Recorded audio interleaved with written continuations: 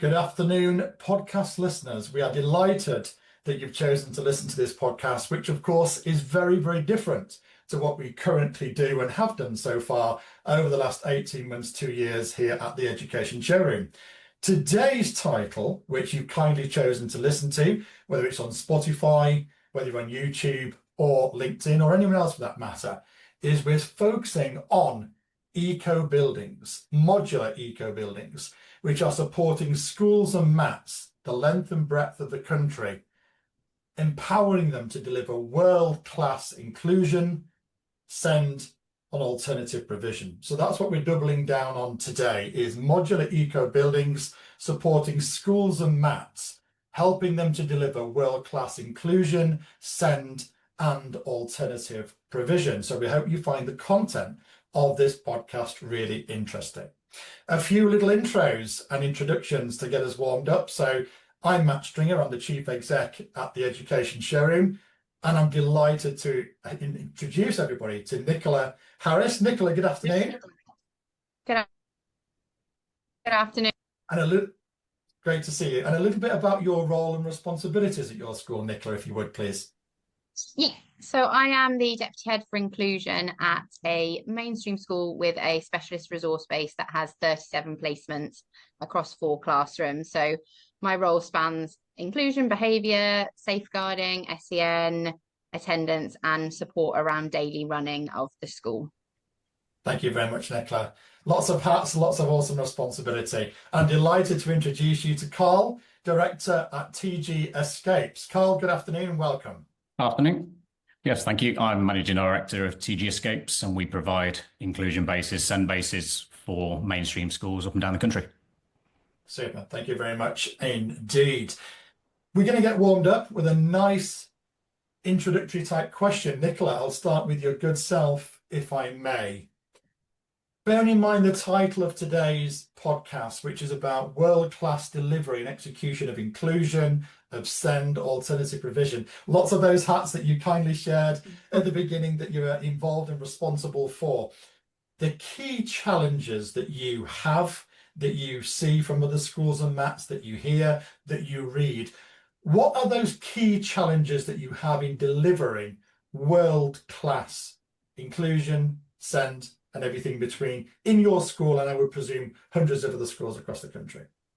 Yeah, so with the specific focus on kind of space, as this podcast is about, so the key concerns and the key issues that we have linked to having the right space. So we have a lovely new mainstream building, and within that we had 2 classrooms that were for our special needs children, and we repurposed another classroom for a 3rd class when we expanded. However, this didn't have any access to outside space, it didn't have the right breakout spaces, it didn't have the right lighting, lots of kind of different things that link to the building. So the difficulty comes from if the environment isn't right, the children don't thrive. And what we found the minute we built, or we went with TG Escapes and they built our classroom, is the progress that we saw the children make when they were in the right environment. They had access to an outside space, they had free flow between bigger spaces, there were breakout spaces for intervention, just had a massive impact on the children's regulation and the children's ability to access the classroom. So it's about the fact that schools aren't designed, mainstream schools aren't designed to support children with SEN originally. So so it's making sure that the environment fits so that the children can thrive, and that's a real difficulty, because if the classroom environment's not right, the children aren't able to access in the same way.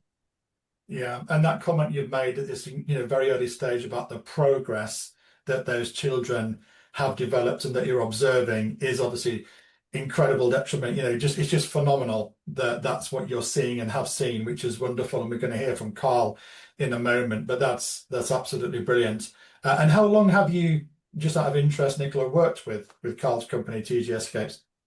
So we started working with them about 4 years ago when we were looking at capital funding to design the building, and they painstakingly went through every part of the process trying to explain it, because obviously from a school's perspective, we aren't architects, we aren't designers, we aren't structural engineers. So we don't know the ins and the outs of it. And Karl's company were amazing in just talking us through, these are the options, this is what you could do.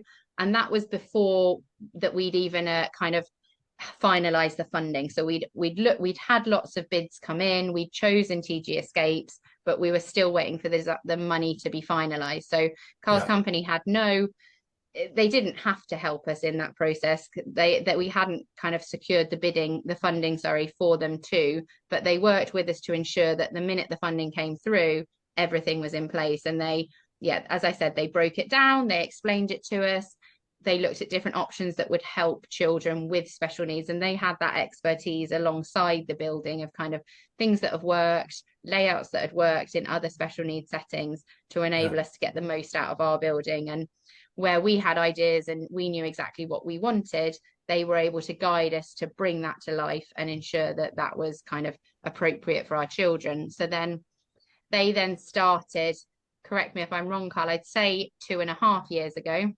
maybe slightly less. They actually started kind of all the site surveys, different things like that. And then they came on site, and probably start to finish, it was about 4 or 5 months, I would say, of them being on site and the building being up and running. And they were great, where we'd said it has to be open for September 2025, like not 2024, sorry.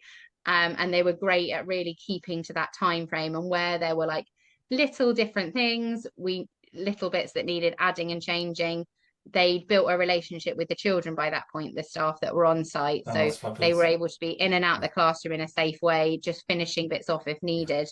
And then they've just been really good even since then. Like, if anything, if there are any niggles or we have any questions, like I emailed the project manager and asked how easy it would be to knock a wall and make a door a couple of months ago. And even though they finished the project, they're still supporting us to kind of look at how we can continue to kind of add or improve the building where needed. So about 4 years and about 2.5 years since the project started, and then we've had the building open for a year. Well, this is the second academic year, and we are very happy. The children are so happy to be in the building, and the teachers love it, especially the added aircon that isn't in any of our other buildings. That sounds fantastic to me. Karl, from your perspective, when there's a heat wave.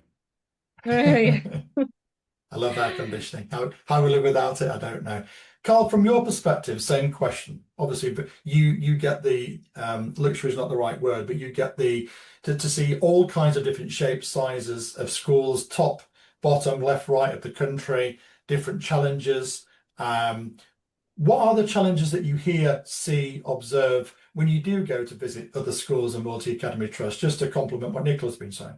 Yeah, the points Nicola raised are exactly what we're seeing at schools up and down the country, really. Even like Nicola's school, I'm not sure how new it is, Nicola, but it is a fairly new school, isn't it? It was about 5 or 6 years old. 6 years.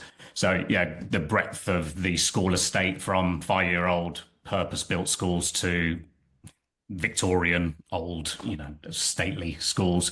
Space is always of a premium, and unfortunately, what we do see is that the delivery of SEND for a lot of these schools it's not secondary in terms of the space thinking, but we go to so many and they're saying that children are having interventions in corridors or cloakrooms, or they're just doing the best they can with very limited space. So our aim is obviously to provide some, purposefully designed specific spaces for those children to move out of the current school setting and have a space that they can thrive, as Nicola says. Just having access to the outdoors, light, well-lit spaces. It really does have a tangible kind of a real life impact on the school and the learners there. Absolutely, and air conditioning, Karl. With air conditioning to keep them cool. And everything else along with that is taking all of the design principles that the DFE would instruct. It's ventilation, it's air handling, it's the right lux levels for the application of those buildings, all little incremental parts that do add up to quite a meaningful kind of experience for the children. Yeah, and certainly with Nicola's comments very early on about the impact that Nicola's seen firsthand from the children, it's clearly a fabulous solution.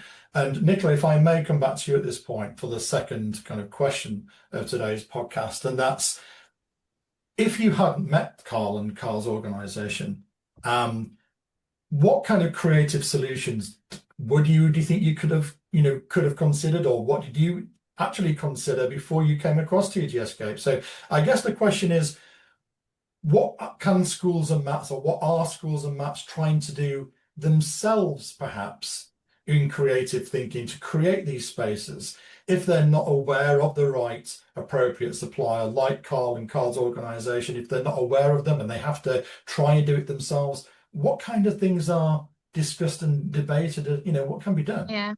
And I think it's not only just not being aware of companies like TG Escapes, it's also not having the funding so the funding not being provided to be able to build something. So we were fortunate enough to have that capital build funding to be able to expand our resource base.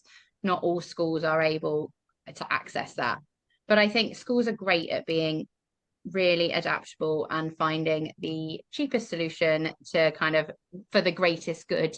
But lots of them are very short term, or they aren't very aesthetically pleasing, or they aren't very robust. Yeah. So it might be you can get kind of screens that can go up in corridors. You can get screens that can go up between in intervention rooms to break up the space for different children, which is great in theory, but they're quite flimsy, they're quite flexible, they move quite easily. They don't have the same lasting impact. You can repurpose previous classrooms, which is great if you're a one-story building, because often there is a door that goes to the outside space. But for us, we're a three-story building, so the classroom that we used was on the third floor, so there was no way of accessing any space outside the classroom. So it was only when they moved into this new building on the ground floor in our playground that we were able to offer that kind of that larger space.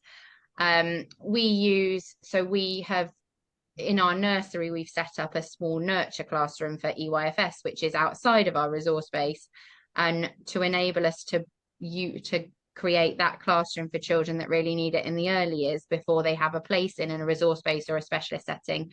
We have had to take away kind of the quiet learning area in the nursery, and we've added that to the bigger nursery room, and we've repurposed that smaller room ourselves, and that's got kind of the sensory area at the back, but it's much smaller. The lighting isn't as effective, obviously. Yeah.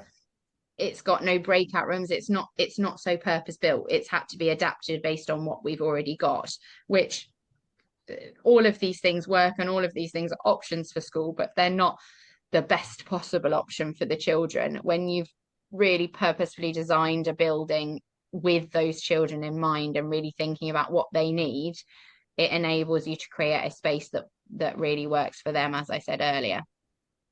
Yeah, thank you, Nicola. And again, Karl, from your different lens, so you go into a school for the first time. So let's just say Nicola contacts you for the very first time, and you go into the school, you're having a look around. What kind of, again, same question, what kind of creative ideas do you typically hear from other schools and MATs in addition to Nicola's ideas? What are they thinking? What have they tried? What does that look like from your perspective? Yeah, I think again, as Nicola's pointed out, really, I think we come in when schools have probably exhausted all of the creative ways that they can think of to service those children that have that need. So yeah, we've seen repurposed classrooms, external areas that are cordoned off just for sort of regulation areas and the like. And we will always listen to the school if there's anything that they've tried and they think really has worked, albeit maybe not in the perfect setting. Maybe we can adapt that and bring that into our sort of early design principles as well. So yeah, if I'm honest, we probably see the tail end of the last bits of creativity that have gone, and they've exhausted that. So hence why we get the phone call. Yeah, okay. And I think that's a beautiful way to kind of move into the next part of the podcast is, Karl, I'd love for you to share, please, with the listeners today, exactly what your solution is, what it looks and feels like, exactly how you're supporting Nicola's school and hundreds of other schools across the country. So I'd love for you to articulate what that is exactly, Karl, please. Yeah, sure. So yeah, the business has been going for 23 years now.